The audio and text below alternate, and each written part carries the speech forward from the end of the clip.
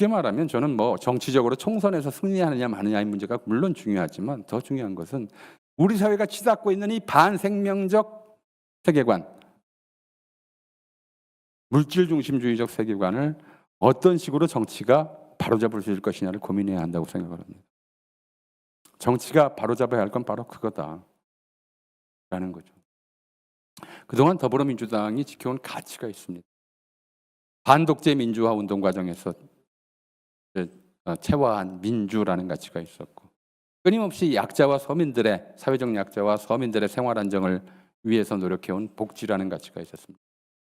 남북 간의 군사적 긴장을 완화하고 어떻게든 헌법이 제시한 책무인 평화적 통일을 위해서 통일에 가까이 다가가겠다고 하는 평화와 통일이라는 가치가 있었습니다.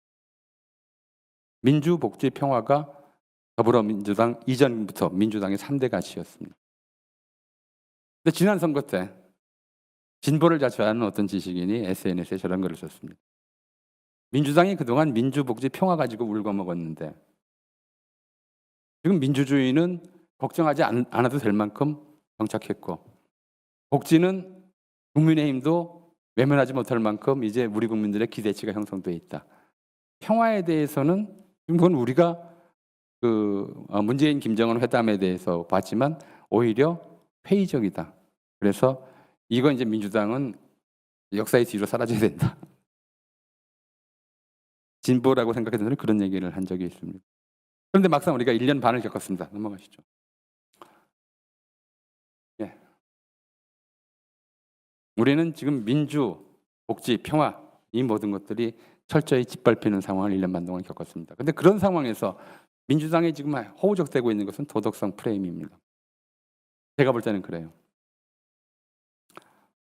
그동안 민주당의 도덕성 위기라고 부르는 것들을 계속 쌓아오는 과정에서 거론되던 사람들이 누구냐? 손혜원, 윤미향, 조국, 송영길, 추미애, 김남국, 이재명까지. 근데 좋습니다. 도덕성 혁신이 필요하다고 얘기할 수는 있겠죠. 그런데 10년, 20년 전에 과거까지 살탈 털어서 도덕성 프레임을 씌우는 상황에서 지금 혁신하면 10년, 20년 전의 과거가 달라질까요?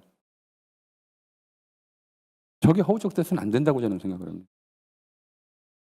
저기 거론된 사람들 중에 국민의힘의 국회의원이나 현재 검사 고위직 중에 아무나 데려다가 1대1로 한번 똑같이 비교를 해보면 누가 도덕적인가 나올 텐데 그건 아니죠. 검사들이 그런 걸 털어주지 않죠. 도덕성, 대단히 수세적인 프레임입니다. 스스로 도덕성을 개혁하겠다고 아무리 외쳐봤자 새로운 공격거리를 찾아서 던져주면 또 걸려들게 돼 있습니다. 검증도 안 되는 일이고요. 뭘 해야 될 것이냐? 민주당의 진정한 혁신은 어떤 방향이 되어야 될 것이냐? 제가 생각하는 방향입니다. 대중적 방향이 아니겠죠. 넘어가시죠. 가치 혁신이 필요하다라고 저는 생각을 합니다. 이제 여야 대화 실종, 의회주의 파괴, 그리고 이제 국민의 의견들을 완전히 묵살하는 법치주의 파괴, 시행령 정치 이런 것들에 대항해서 민주주의 복원에 기치를 올려야 되고요. 두 번째, 복지의 틀을 넘어서는 좀 더 넓은 담론 체계를 구성해야 된다. 사실 우리가 복지국가라는 얘기를 제일 먼저 쓴 사람은 박정희였어요. 선진복지국가를 미래로 본다고 얘기했습니다만 그 복지라는 개념에서 가장 중요한 것이 사실은 안전입니다. 뭐 현대 세계에서는 여기에 특히 기후위기 상황에서는 환경이 추가될 수밖에 없죠. 좀 더 안전하고 좀 더 살 수 있는 환경에서. 그럼 이 복지라는 개념을 생명으로 확장해야 된다. 게다가 사실은 이런 생명주의 또는 녹색주의 이런 것들을 표방해왔던 이런 것들을 자기 거라고 주장해왔던 정의당이 근래에 들어서 여성주의 담론으로 완전히 좀 몰려가 버렸어요. 이 영역에 넓은 좀 공백지대가 남아 있습니다. 그래서 좀 더불어민주당은 적극적으로 이 생명의 가치들을 좀 내세우면서 노동 생태 환경 반전 평화까지 인간과 환경을 포함하는 생명으로 늘렸으면 좋겠습니다. 이제 시대적 과제가 좀 남아 있죠.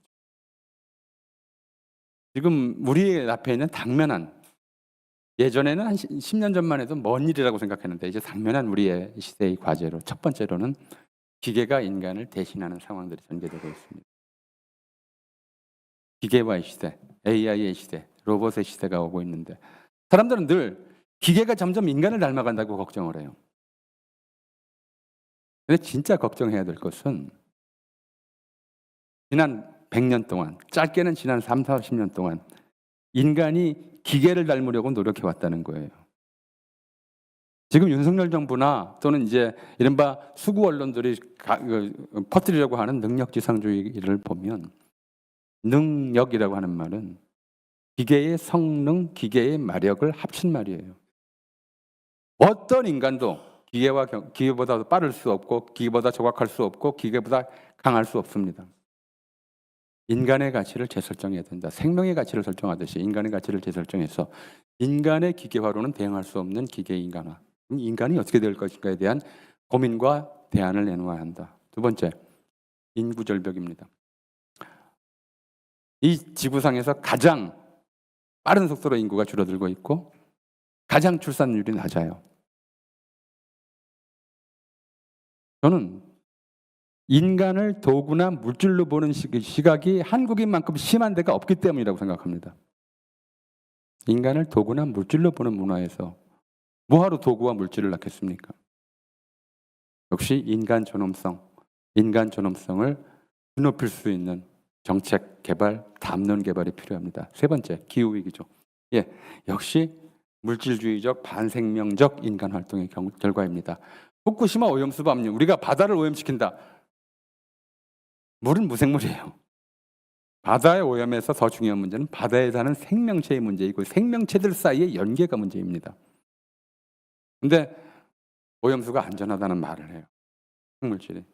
이런 말들, 생명이 연결되어 있다고 하는 것들을 다시 한번 고민해야 된다는 것이죠. 민주, 생명, 평화를 토대로 한 인간 존엄성의 고향, 인간 존엄성의 실현을 추구하는 정당이다라고 하는 것을 사람들이 아직 잘 몰라요. 저도 그래. 제가 제일 답답하게 느끼는 게 이거였어요. 더불어민주당이 실질은 어떻든 간에 그동안 민주, 복지, 평화를 추구하는 정당으로 늘 이렇게 인식이 되어 왔었는데 지난 문재인 정부 겪고 윤석열 대통령 만든 대통령 선거 겪으면서 그 이후에 과연 민주당이 표방하는 가치가 뭐냐? 도덕성이냐? 아니면 윤석열 정권 반대냐? 발목 잡기냐? 반일이냐? 아주 협소한 이념 가치로만 줄어들어서 인식되고 있어요. 그렇게 돼서는 안 된다.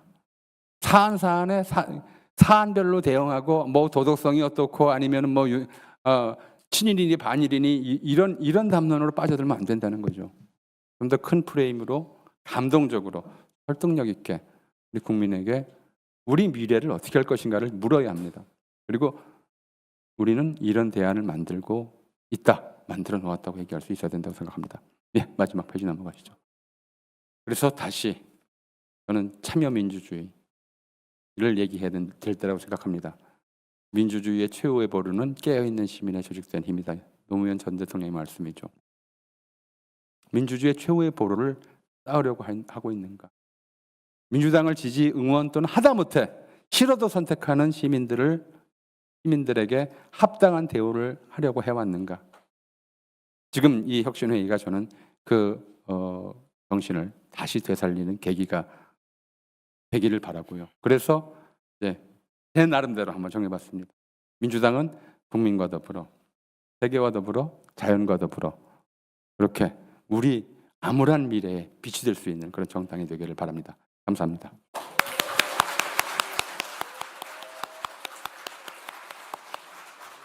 좋은 강연을 해주신 우리 전우영 선생님께 뜨거운 박수 다시 한번 주십시오.